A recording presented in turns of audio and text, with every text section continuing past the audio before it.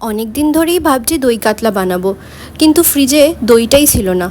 তা সেদিনকে হঠাৎ করে মা দেখলাম বাজার থেকে দই এনেছে, তাই দই কাতলা বানিয়ে ফেললাম। আলাদা করে তো আর বলতে হবে না, দই কাতলা আমরা কম বেশি সবাই জানি বানাতে।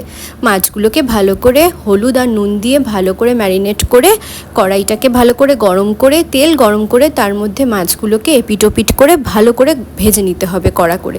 এরপর আমি একটা মশলা তৈরি করে নিয়েছিলাম, বিশেষ কিছুই না, দইয়ের মধ্যে অল্প একটু লঙ্কার গুঁড়ো মানে কাশ্মীরি, আর হচ্ছে অল্প একটু চিনি দিয়ে ম্যারিনেট করে ওই মাছ ভাজার তেলের মধ্যেই জিরে আর শুকনো লঙ্কা সোমবার দিয়ে তার মধ্যে আমি দিয়ে দিয়েছিলাম পেঁয়াজ, আদা, রসুন কুচি।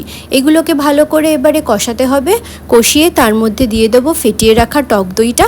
ভালো করে টক দই ফেটানো হয়ে গেলে দই থেকে যখন জল ছাড়বে সামান্য অল্প জল দিয়ে আর ঘরে তৈরি করে রাখাই গরম মশলা দিয়ে মাছগুলো দিয়ে ব্যাস 2 মিনিট ফোটালেই রেডি দই কাতলা।